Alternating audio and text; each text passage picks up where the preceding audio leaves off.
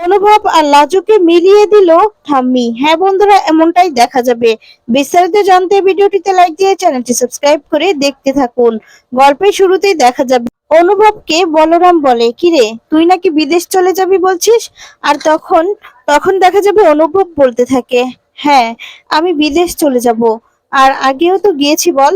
তখন বলরাম বলে, আগে যদি আগে তো তুই থাকতে চাসনি, অনেক কিছু বলে তুই দেশে ফিরে এসেছিস, তাহলে তুই হঠাৎ করে আবার কেন চলে যেতে চাইছিস বলতো? তখন অনুভব বলে, এমনিতেই এবার চলে যাব, আমি অনেক দূরে চলে যেতে চাই দাদা ভাই। তখন বলরাম বলে, আচ্ছা কি হয়েছে আমাকে বলতো? তুই তো এমনি এমনি দেশ ছেড়ে চলে যাওয়ার মানুষ নয়, তার মানে তুই পালাতে চাইছিস তাই তো? আর তুই রাজুর সঙ্গে তোর দেখা হয়েছিল? অনুভব তখন তাকিয়ে থাকে। বলরাম তখন বলে, তোকে কি কিছু বলেছে বা তোদের মধ্যে কিছু হয়েছে, বল আমাকে। তখন অনুভব এই কথা শুনে তাকিয়ে থাকে, কি বলবে কিছুই বুঝতে পারে না। আর তখন বলে, কি হবে আবার? বলরাম তখন বলে, একদম মিথ্যে কথা বলবি না, বল কি হয়েছে। তখনই অনুভব বলতে থাকে, জানিস তো, ওকে আমি আমার মনের কথা জানিয়েছিলাম, ওকে আমি বিয়ে করতে চেয়েছিলাম, কিন্তু ও আমাকে না করে দিয়েছে, রিজেক্ট করেছে। তখন বলরাম বলে, তুই তো মাথা মোটা, সেটা তো আমি ভাবতে পারিনি ভাই। তখন অনুভব বলে, মানে? বলরাম তখন বলে, ও বিবাহিত, তাই বলে একটা মেয়ের পক্ষে এ কথাগুলো শোনা কি এত সহজ বল? তাছাড়া ওই এই সবকিছু থেকে বেরিয়ে তোকে বিয়ে করতে রাজি হয়ে যাবে, সেটাই বা কি করে তুই ভাবলি? তোর কাছে কি এই ব্যাপারটা ভালো লাগতো? তুই কি জানিস লাজু কতটা ইনোসেন্ট, কত ছোট একটা মিষ্টি মেয়ে? তুই ওকে কি করে কি এক্ষুনি সবটা বললি বলতো? সবকিছু এতটা সহজ নয় রে কৃষ্ণ, তুই বুঝতে পারছিস না? তখন অনুভব বলে, দাবাই, আসলে ও যদি আমাকে ভালোই বাসতো তাহলে সবটা সহজ হতো, ও তো আমাকে ভালোবাসে না। বলরাম তখন বলে, তুই কি করে জানলি? অনুভব তখন বলে, এর আগে ওকে আমি ভালোবাসার কথা জানিয়েছিলাম, আমাকেও বলে দিয়েছিল যে ওর আমার প্রতি কোনো ফিলিংস নেই, ও আমাকে ভালোবাসে না। আর এটা এবারও বুঝিয়ে দিয়েছে যে এসব নাকি পাপ, এসব নাকি বলা উচিত নয়। আমি কেন বলছি এইসব বলে ঘুরিয়ে পেঁচিয়ে আমাদেরকে আমাকে বুঝিয়ে দিয়েছে যে ও আমাকে ভালোবাসে না। তখন বলরাম বলে, লাজো তোকে বলেছে? আর তখন বলে যে হ্যাঁ, তাই আমি চলে যাব, আমি থাকতে চাই না এখানে, ও ওর মতো থাকুক, আমি আমার মতো থাকি। আর ও আমি চলে যাওয়ার পরে ওর লোকাল গার্জেন হিসাবে না তুই সিগনেচার দিয়ে দিস। আর তখন বলরাম বলে, তাহলে তুই কি করবি? তখন অনুভব বলে, আমি আমার মতো করে নিজের মতো করে গুছিয়ে নিব, ওকে আমি আর ডিস্টার্ব করবো না। তখন বলরাম বলে, আমি কি লাজুর সঙ্গে কথা বলবো? অনুভব তখন বলে, না না, ওর সঙ্গে একদম কথা বলবি না, একদম না। তখন এই কথা বলেই অনুভব খুব খুব মন খারাপ করে। অন্যদিকে ঠাম্মি লাজুর হোস্টেলে গিয়ে বসে। আর তখনই লাজু আসে আর বলে, ঠাম্মি তুমি কি অনেকক্ষণ হয়েছে এসেছো? তখন ঠাম্মি বলে, না রে লাজু, এই তো এসেছি। তখন লাজু বলে, ঠাম্মি আমি তোমার জন্য চা করে নিয়ে আসছি। আর তখন ঠাম্মি বলে, না আমি চা খাবো না, তুই আমার কাছে একটু বস না। আর তখন বলে, আচ্ছা কি হয়েছে, আচ্ছা তো তোর মুখ চোখ এত শুকনো লাগছে কেন? লাজু তখন বলে, ওই পড়ার চাপ আছে তো সেই জন্য ঠাম্মি।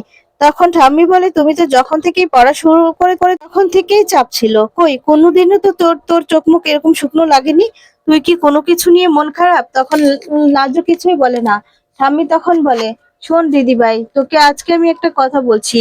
যখন তুই প্রথম আমাদের বাড়িতে গেলি না, তখন তখন আমি তোকে দেখে অবাক হয়েছিলাম, তোকে দেখে আমার মায়া হয়েছিল মনের মধ্যে। আর যে তোর সঙ্গে হয়তো বা আমার একটা আলাদা টান আছে, না হলে তুই এরকম শুধু ছিলি, আর আমাদের এবার ওখানে যাবি কেন? আর তখন বলে, তোর শ্বশুর বাড়ির সঙ্গে তোর সম্পর্ক ঠিক নেই, তার মানে উপরওয়ালা তোদের দুজনকে এক করে দিয়েছে হয়তোবা। তখন লাজু বলে, ঠাম্মি এসব কথাগুলো প্লিজ বলো না। তখন বলে, আজকে আমাকে বলতে দে। আর তখনই বলে যে পরে আবারও আবারও দুজন দুজনের সংসারে ঢুকে গেলি, কিন্তু তারপরেও তোদের সংসারটা আর ঠিক হলো না। আর তখন বলতে থাকে, সবটাই ছিঁড়ে গেল তোদের বাঁধনটা। আর তখন আমি বুঝতে পারলাম যে উপরওয়ালা হয়তো বা মনের মধ্যে অন্য কিছু আছে, তোদের দুজনকে অন্যভাবে হয়তো বা এক করবে। আচ্ছা, আমার দাদু ভাই কি কিছু বলেছে? তখন লাজু বলে যে না। এরপর বলে, বল কি হয়েছে?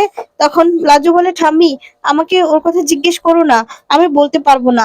ঠাম্মি তখন বলে, আমি জানি ও হয়তোবা নিজের জন্য তোকে চেয়েছে, তাই তো? আর তুই সেটা মেনে নিতে পারিসনি।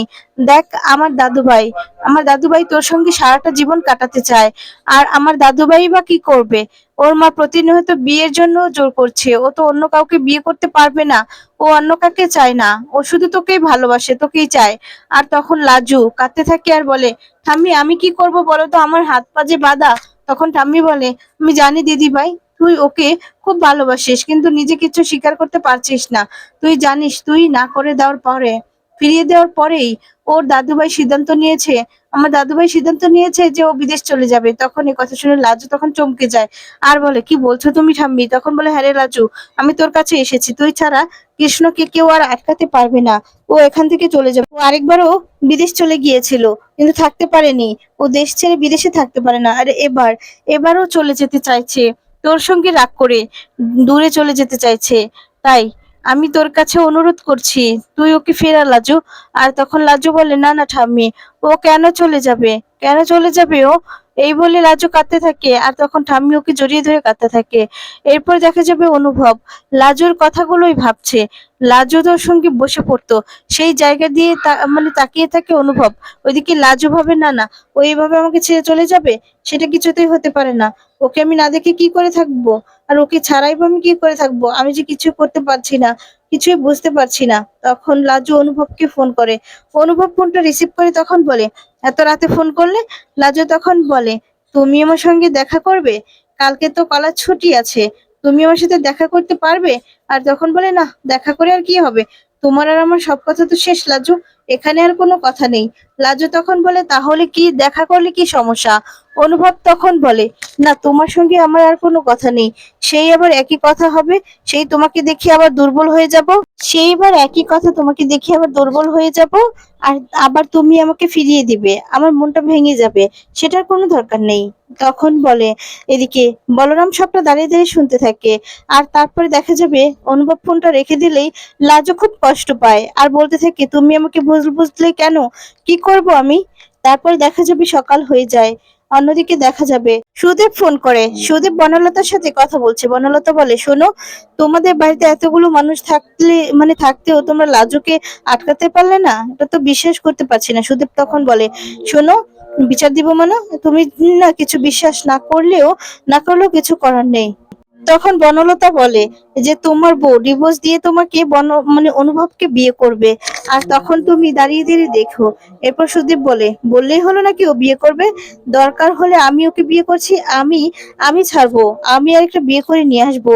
আর তখন বলে, ও বললেই হলো নাকি? তখন বনলতা বলে, শোনো, দরকার হলে পঞ্চায়েতের কাছে বিচার দাও, সেখানে গিয়ে লাজু। আর তখন দেখা যাবে বলতে থাকে, সে কি কম কষ্ট করেছে নাকি? পঞ্চায়েতও তো ওর ভালো রেজাল্টের কথা শুনে বললো লাজু ডাক্তার হলে তাদের গ্রামের নাকি সুনাম হবে। সেই জন্য তো ওরা লাজুর জন্য লাজুর পক্ষে গেল। তখন বনলতা বলে, এবার সবাইকে বলো যে তাদের তাদের বা এলাকার ভগবান পড়ালেখার নাম করে এখানে এসে কি কি করছে, তাদের মান সম্মান ডুবাচ্ছে, সেটা বলো। তাহলে সবাই গ্রামের সবাই ওকে চেপে ধরবে, নজরে রাখবে। তাহলে আর ওই এলাকা থেকে লাজবন্তী বের হতে পারবে না। বুঝতে পেরেছো? সুদীপ তখন বলে, টিচার দিদিমণি একদম ঠিক কথা বলেছো। ঠিক আছে, এবার দেখি কি করা যায়। ওই মেয়েকে এবার শায়েস্তা করতেই হবে, আটকাতেই হবে। এই বলে সুদীপ সেখান থেকে বেরিয়ে যায়। বনলতার মা তখন বলে, বাবা বন্যা, এই কারোটার সঙ্গে তুই কি করে কথা বলিস? তখন বনলতা বলে, আমার কি কথা বলতে ভালো লাগে নাকি? শুধুমাত্র ওই একমাত্র পথ, যাকে দিয়ে লাজু আর অনুভবকে আমি আলাদা করতে পারবো। আমি তো কিছুতে সহ্য করতে পারবো না মা, যে লাজু অনুভব এক হয়ে যাবে, অনুভব ভালো থাকবে লাজুকে নিয়ে, লাজু ডক্টর হয়ে যাবে, সেটা আমি সহ্য করতে পারবো না। আমাকে সবাই সবাই রিজেক্ট করে। এখন যদি অনুভব আমাকে রিজেক্ট করে, তাহলে আমি সহ্য করতে পারবো না মা। আমাকে যা করার তা করতেই হবে। অন্যদিকে দেখা যাবে অনুভব অফিসে কাজ করছে, আর ওর বিদেশ যাওয়া সবকিছু ঠিক হয়ে গেছে। আর তখনই দেখা যায় যে লাজুর ফ্রেন্ড ফোন করে বলতে থাকে যে, অনুভবটা লাজবন্তী হঠাৎ করেই অসুস্থ হয়ে গেছে। আমার বাড়িতে আমরা স্টাডি করছিলাম, হঠাৎ করেই সেন্সলেস হয়ে গেছে।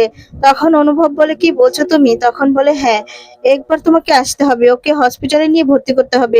অনুভব তখন বলে, ঠিক আছে আমি এক্ষুনি আসছি। তারপর অনুভব যখনই ওখানে যায়, তখন লাজুকে সুস্থ দেখে অনুভব তখন বলে, তোমাকে দেখে তো ঠিকই লাগছে, তাহলে আমাকে মিথ্যে কথা বলে কেন এখানে আনতে, তুমি কি ফাজলামি করেছো নাকি, কেন এখানে এনেছো বলো? আর বলে ভবিষ্যতে তোমরা ডক্টর হবে, আর তোমাদের মনের মধ্যে এসব কিছু।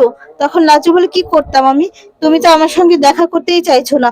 অনুভব তখন বল, তোমার সাথে দেখা করা সবকিছু শেষ হয়ে গেছে, আর সে এক কথাই তো বলবে, বারবার করে তুমি আমাকে ফিরিয়ে দিবে, সেটা তো হতে পারে না। এই বলে চলে যেতে লাগলেই বলরাম সেখানে আসে, এসে তখন বলতে থাকে যে, অনুভব ধারা, এখানে লাজুর কোনো বুদ্ধি ছিল না রে, লাজু কিছু করেনি, এখানে সব বুদ্ধি আমার ছিল।